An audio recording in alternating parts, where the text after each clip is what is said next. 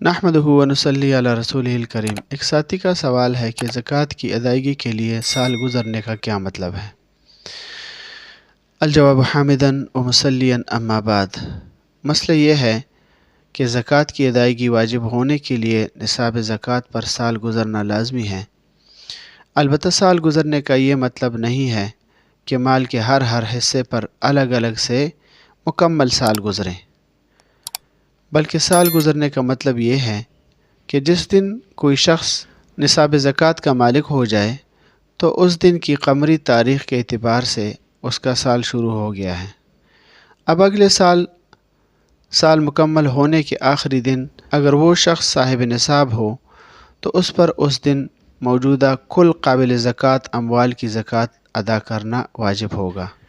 دوران سال مال بڑھنے اور کم ہونے سے کوئی فرق نہیں پڑتا، بشرطیکہ کہ دوران سال مال مکمل طور پر ختم نہ ہوا ہو۔ سوال کے اندر جو پوچھی گئی صورت ہیں اس میں آپ کو قمری تاریخ کے اعتبار سے زکوٰۃ ادا کرنا چاہیے۔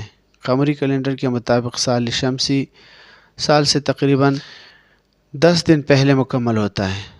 جس تاریخ کو آپ کا سال مکمل ہو اس دن آپ کے اکاؤنٹ میں ضرورت سے زائد جتنی رقم ہے ان سب کی زکوٰۃ ادا کرنا واجب ہوگا، جیسے کہ ہدایہ میں ہے جلد نمبر 1 صفحہ نمبر 103 پہ وَإِنْ كَانَ النِّصَابُ كَامِلًا فِي طَرَفَيِ الْحَوْلِ فَنُقْصَانُهُ فِي مَا بَيْنَ ذَلِكَ لَا يَسْقُطُ الزَّكَاةُ، اور ہندیہ کے اندر ہے جلد نمبر 1 صفحہ نمبر 175 پہ وَمَا عَلَيْنَا إِلَّا الْبَلَاغُ۔